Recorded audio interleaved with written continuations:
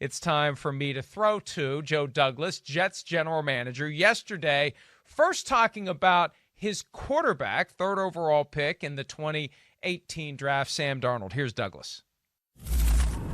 I think you see the flashes of what he can be, and they're really special. Let's not forget that Sam's a 23-year-old quarterback that is maybe one of the toughest quarterbacks I've ever been around. So, no, I'm very excited about Sam.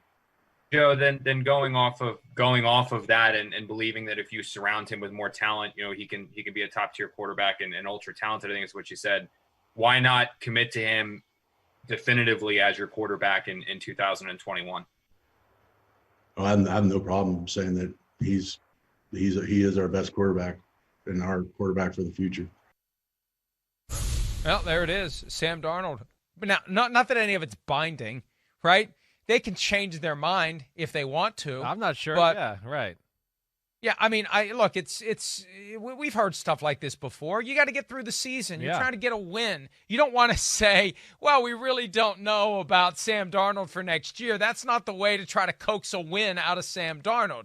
But when next year rolls around, you can make a different decision. Also, you don't want to tip your hand. You don't want to prejudice your ability to maybe trade him to someone.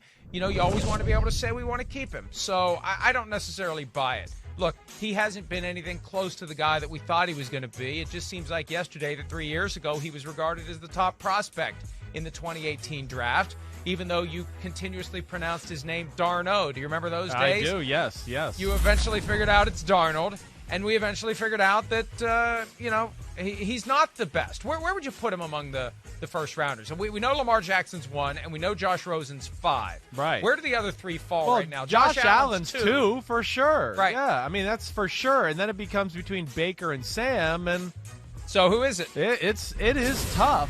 I'm not going to lie.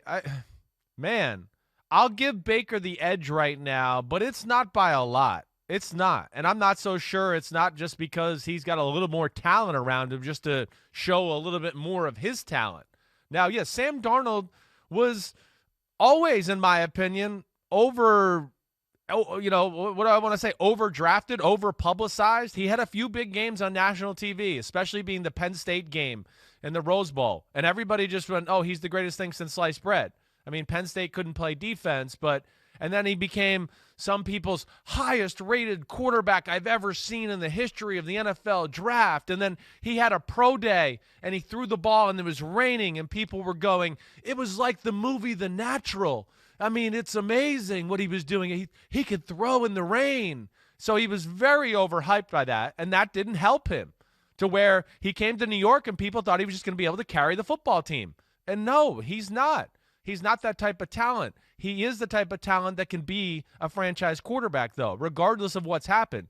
The Jets made the cardinal sin of, one, hiring a horrible ex-GM, and then he made a horrible, decisions, I should say, because he wasn't a good GM, that he didn't give the guy any talent. He gave him no hope, zero hope.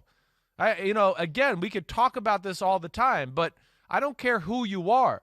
Patrick Mahomes got to go into Travis Kelce and Tyreek Hill and all these other weapons and everything like that. You need something there, and I'll be interested to see what they do with the Jets because I like Sam Darnold. I think they can win with him going into the future. He's not Trevor Lawrence, though. I can say that. I haven't studied Trevor Lawrence that way yet, but I've seen enough of him to go, he is clearly the best quarterback, and he has clearly got potential to be a big-time superstar in the NFL.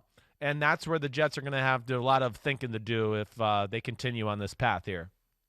And you mentioned their ex-GM, Mike McCagnon. Look, he had that job longer than he should have. I like Mike. Nice guy. Met him, talked to him.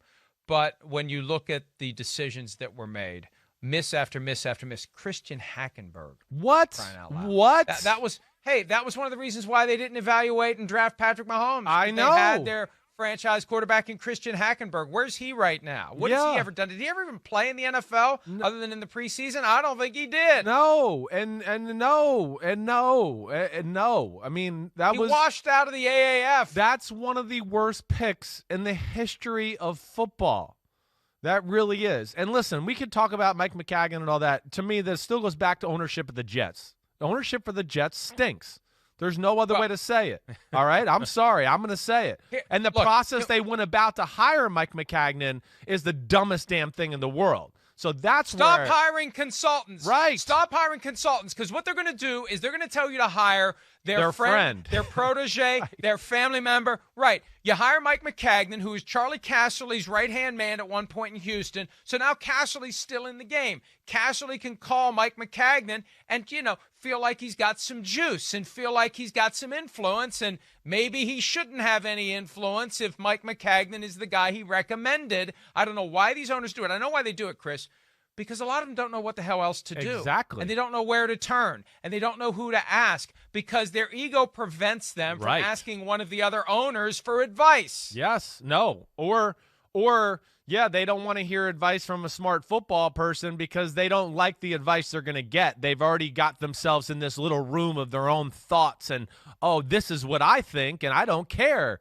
And so then they hire other people that just tell them that kind of crap. Hey, I mean, it's an issue. Hey, we could talk about the team across town from the Jets. They listen to Ernie Accorsi with Dave Gettleman and all that type of thing, too. The same type of crap where I just want to go, why? Why are we asking guys who are out of the game and not really in touch anymore to be the one to recommend who should run your football team? That makes no sense. Beyond that, what you're getting, you're not getting an unbiased scientific recommendation.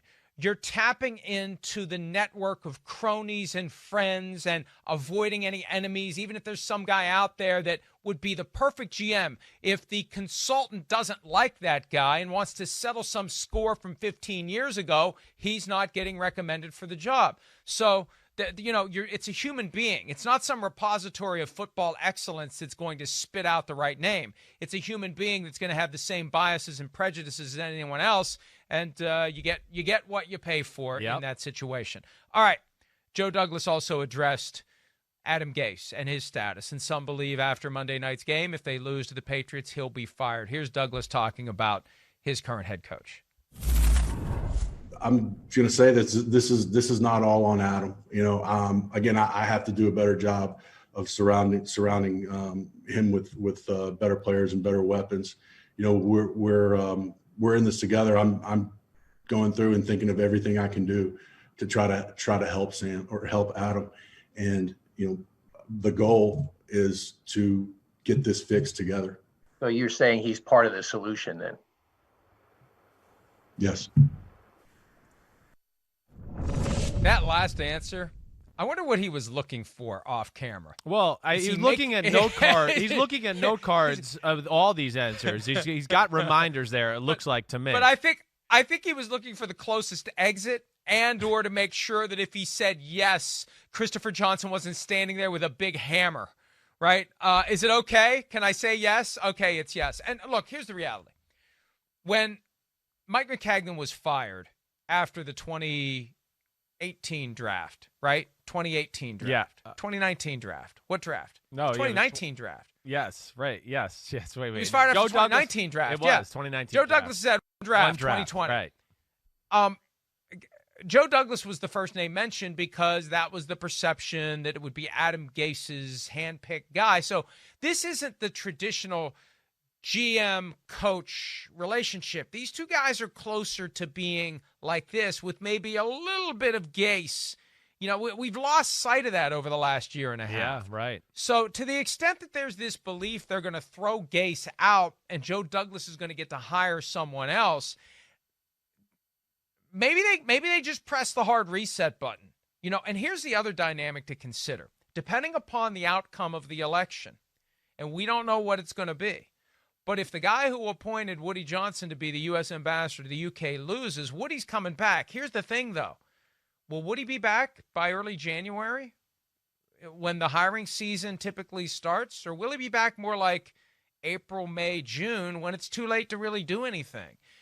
There's a chance that the status quo is going to hold for the Jets, that Christopher Johnson is going to understand exactly where they are, why they are, how they got there, why they got there, and why they need to not start over again, because nothing good is going to come from starting over again unless they would get the Trevor Lawrence pick and then use Trevor Lawrence and the opportunity to get Trevor Lawrence as the centerpiece for moving forward with a coach that would want to and crave the opportunity to coach Trevor Lawrence. No, yeah. I mean, I'm with you. I don't think it's like just a slam dunk. Gase is out of there. But I will say, just up here in the New York area and things like that, I think the Jets are going to have a hard time not kind of folding to the public pressure when it comes to Adam Gase. I do. And again, a guy that I'll sit here and say a lot of the same things I just said about Sam Darnold. I mean, what does people expect? He was left a pile of crap from Mike McCagnon and everything like that. Joe Douglas did some good things this offseason, and some of the things that I think he thought might work out, some of these under-the-radar value-type free agent signings maybe didn't work out quite as well as he had hoped, certainly. But you can't blame this all on Adam Gase. But unfortunately, as you and I both know, perception starts to become reality. And up here in New York, I just think everybody has already chalked it up. They've already chalked it up. And that's the fight that Gase and the Jets would have to deal with if they stayed status quo. And that, to me, ultimately, I think is where they will bend and break and ultimately fire Adam Gase, just because I think the public and the fans here just won't take anything else other than that.